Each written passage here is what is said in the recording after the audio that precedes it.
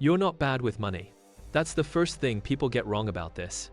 Because in Canada right now, a lot of people are spending carefully, working hard, cutting things out, and still feeling like saving money is impossible. Not difficult, impossible. And that matters, because when saving starts to feel impossible, people stop feeling like they're building a life. They start feeling like they're only defending one. So what happened? Wages are up, inflation is lower, interest rates are no longer at the peak. So why does your account still feel empty at the end of the month? Why does payday feel like a reset instead of progress? Why does one careful week get erased by one grocery run, one rent payment, one bill? And why do so many Canadians feel like savings has quietly become something only stable people get to have? Because the problem is no longer just inflation. The problem is what normal life costs now. And once normal life resets higher, saving money stops being a habit and starts becoming leftover luck. That is what this video is about. Not why people should budget better. Not why they need one more money hack. But why saving money in Canada still feels impossible even after some of the headline numbers got better. Let's start with a contradiction. On paper, workers in Canada really are earning more.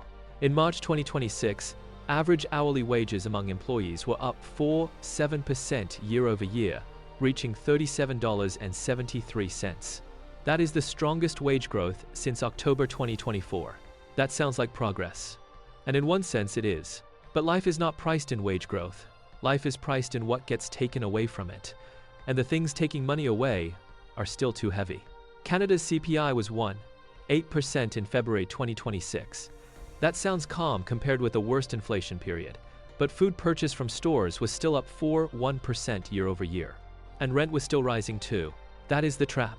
The official inflation number got smaller.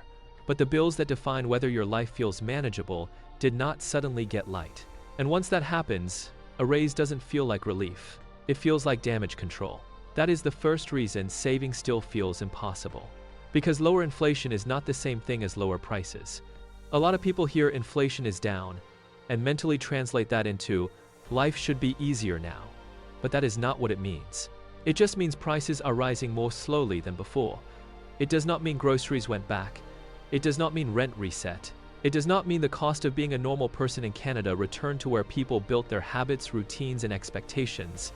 So when your pay goes up, but the cost of the basics is still living at a much higher level than it used to, the extra money never gets a chance to become savings. It gets intercepted. Groceries take some, rent takes more, bills take the rest. And by the time the month ends, the feeling is not, I made progress. It is, I survived another round. That emotional difference matters more than most economic headlines admit. Because people do not experience money through charts, they experience it through what remains. And for a lot of Canadians, what remains is not much. Statistics Canada said the household saving rate fell to 4% in the fourth quarter of 2025, down from 5.2% in the previous quarter, because disposable income growth lagged behind spending growth. That is a huge clue. Because it shows this is not just a vibes problem, this is a real cash flow problem. Households are keeping less. And when households keep less, saving starts to feel less like discipline and more like privilege. That is where a lot of people are stuck now. They are not necessarily reckless, they are compressed. And compressed people do not build wealth easily. They make trade-offs. They postpone things. They cut what they can.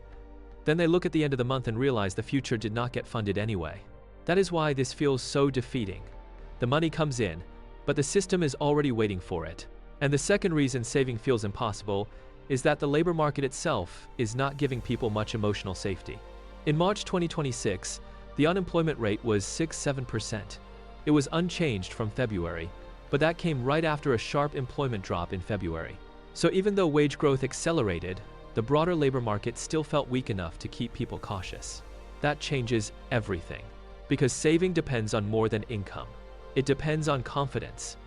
If you trust the next 6 months, saving feels like building.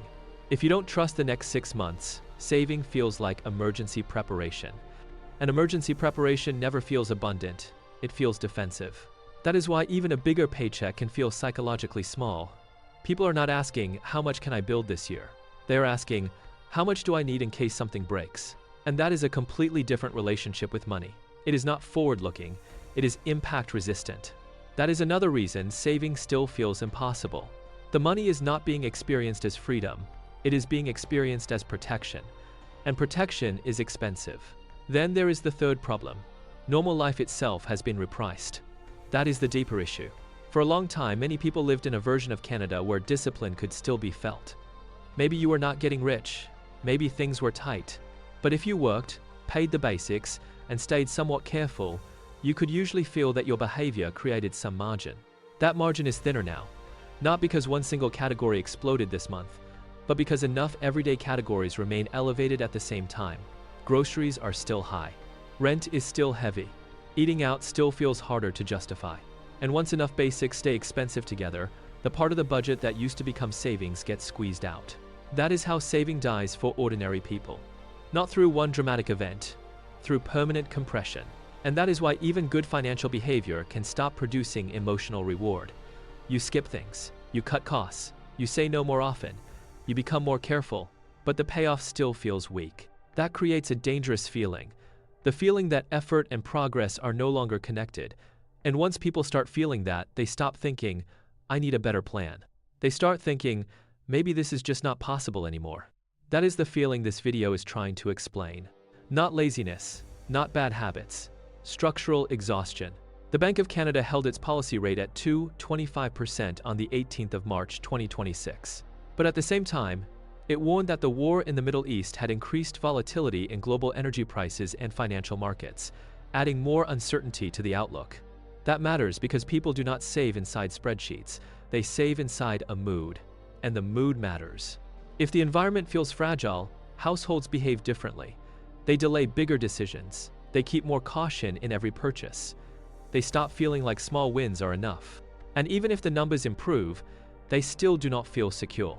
That is why saying wages are up does not solve the emotional side of the problem, because people are not just missing income, they are missing stability. They are missing breathing room. They are missing the sense that one normal month can leave something behind. And until that returns, saving money will keep feeling impossible. Not because nothing improved, but because what improved still has not restored safety. That is the real answer. Why does saving money in Canada still feel impossible? Because higher wages are getting absorbed by a new, more expensive version of ordinary life. Because lower inflation is not the same thing as money staying in your account, because the household saving rate is weaker, which tells you the squeeze is still real. Because job uncertainty turns every extra dollar into emotional insurance instead of progress. And because once normal life becomes too expensive, saving stops being what happens after discipline. It becomes what happens only if nothing goes wrong. So if it feels like your money disappears the moment it arrives, you are not imagining it. You are living in a system where the numbers improved faster than financial breathing room did. And until ordinary life gets cheaper where it hurts most, a lot of Canadians will keep feeling the same thing. Not that they are failing to save, but that saving was quietly priced out of normal life. If this hit home, like the video, comment with what eats your paycheck the fastest, and subscribe to Boreal Briefing to follow along.